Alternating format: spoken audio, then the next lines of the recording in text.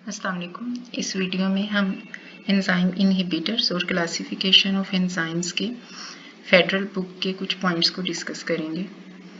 Enzyme inhibitors जैसे कि आपको पता है कि enzyme inhibitors these are chemical that react with the enzyme but can not transform into the products. और इसकी कुछ एग्जांपल्स में पॉइजन्स आ जाते हैं, जैसे साइनाइड है, एंटीबॉडीज, एंटी मेटाबोलाइट्स, पेनिसिलिन और सल्फा ड्रग्स। ये जो पेनिसिलिन है या सल्फोनामाइड्स ये एंटीबायोटिक्स हैं और ये एंटीबायोटिक्स जो बैक्टीरिया के एंजाइम्स होते हैं उनकी एक्टिव साइट को जाकर ब्लॉक कर देते हैं। इस तरह से बैक्टीरिया जो है इसकी डेथ हो जाती है। और ये वाले जो हैं ये कंपेटिटिव इनहिबिटर्स की कैटेगरी से बिलोंग करते हैं। और आप लोगों ने पढ़ा है कि competitive inhibitors these are the inhibitors that are structurally similar with the substrate. और जो दूसरी टाइप आपने पढ़ी होगी वो नॉन कंपेटिटिव इनहिबिटर्स होते हैं। Non competitive inhibitors active site पर अटैच नहीं होते बल्कि ये other than the active site attach होते हैं और उस बाइंडिंग साइट को कहते हैं एलोस्टेरिक साइट। और इसकी एग्जांपल जो है ये फीडबैक इनहिबिशन या फीडबैक इनहिबिटर्स जो हैं ये reversible non competitive enzyme inhibitor की एग्जांपल है। जैसे कि आप यहाँ पर देख रहे हैं कि ये एक एंजाइम है और ये इसकी एक्टिव साइट है और ये other than the active site ये किसी भी इनहिबिटर के लिए बाइंडिंग साइट है। और जब ये इनहिबिटर इस एलोस्टेरिक साइट पर आकर अटैच हो जाता है तो जो ये एक्टिव साइट है इसकी भी शेप चेंज हो जाती है। तो चाहे जेन्युइन सबस्ट्रेट क्यों ना प्रेजेंट हो तो ये एक्टिव साइट पर आकर अटैच नहीं हो सकता और एंजाइम इनहिबिशन का फिनोमेना हो जाता है। ये फीडबैक इनहिबिशन है। फीडबैक इनहिबिशन में ये एस्पार्टेट एक अमाइनो एसिड है और ये 5 एंजाइम्स की प्रेजेंस में ये कन्वर्ट होता है थ्रियोनीन में। और जब थ्रियोनीन की सिंथेसिस हो जाती है और अगर ये एक्सेस में प्रेजेंट हो तो थ्रियोनीन जो है ये एंजाइम 1 है, इसकी एलोस्टेरिक साइट पर जाकर अटैच हो जाएगा। और जब ये एलोस्टेरिक साइट पर जाकर अटैच हो जाएगा तो अब एस्पार्टेट जो है ये एक्टिव साइट के साथ अटैच नहीं हो सकता।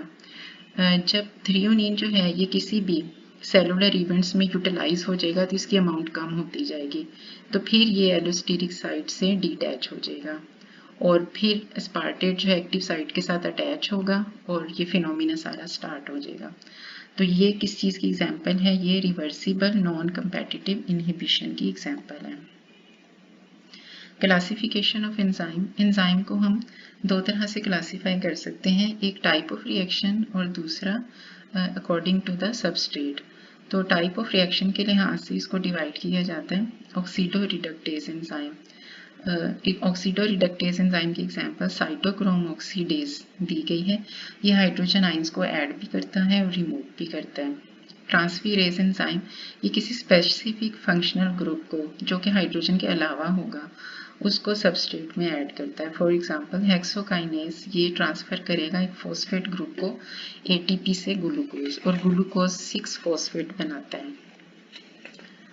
हाइड्रोलिसिस एंजाइम हाइड्रोलिसिस करते हैं। हाइड्रोलिसिस क्या होती है? ब्रेकडाउन ऑफ लार्जर या complex organic molecules into the smaller one.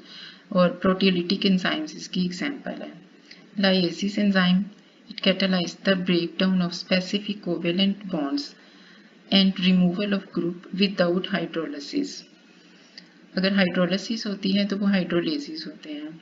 आइसोमेरेसिस enzyme ये intramolecular rearrangement of atoms in molecules इसको करते हैं, जैसे कि जितने भी आइसोमर ग्लूकोज 6 फॉस्फेट है इसकी आइसोमर फॉर्म है फ्रुक्टोज 6 फॉस्फेट। ये आइसोमेरेसिस एंजाइम्स इसको कैटालाइज करते हैं। लाइगेसिस एंजाइम और इनको सिंथेटेसिस एंजाइम्स भी कहते हैं। इसका मतलब है कि ये किसी दो मोनोमर्स को आपस में अटैच कर देंगे और इस दौरान जो है वो एटीपी की हाइड्रोलिसिस होती है और एनर्जी रिक्वायर्ड होती है। So ligases enzyme they bring about joining together of two molecules. The energy is derived by hydrolysis of ATP. और इसमें जितने भी पॉलीमरेसिस एंजाइम्स हैं जो कि मोनोमर्स को अटैच करते हैं, चाहे वो डीएनए के मोनोमर्स हों या आरएनए के मोनोमर्स हों, उनको अटैच करते हैं। उन एंजाइम्स को लाइगेसिस एंजाइम कहते हैं। और ये क्लासिफिकेशन सबस्ट्रेट की बेस पे है। प्रोटीएसिस एंजाइम ये प्रोटीन पे एक्ट करते हैं, फॉर एग्जांपल पेप्सिन और ट्रिप्सिन। पेप्सिन और ट्रिप्सिन जो है लार्ज पॉलीपेप्टाइड्स को स्मॉलर पॉलीपेप्टाइड में या फिर पेप्टोन्स में कन्वर्ट करते हैं। और फिर अमाइनो पेप्टिडेजिस एंजाइम्स या कार्बोक्सी पेप्टिडेजिस एंजाइम ये पेप्टोन्स को डाइजेस्ट करेंगे और डाइपेप्टाइड में कन्वर्ट कर देंगे। और फिर इरिप्सन जो है ये डाइपेप्टाइड को कन्वर्ट करेगी अमाइनो एसिड्स में।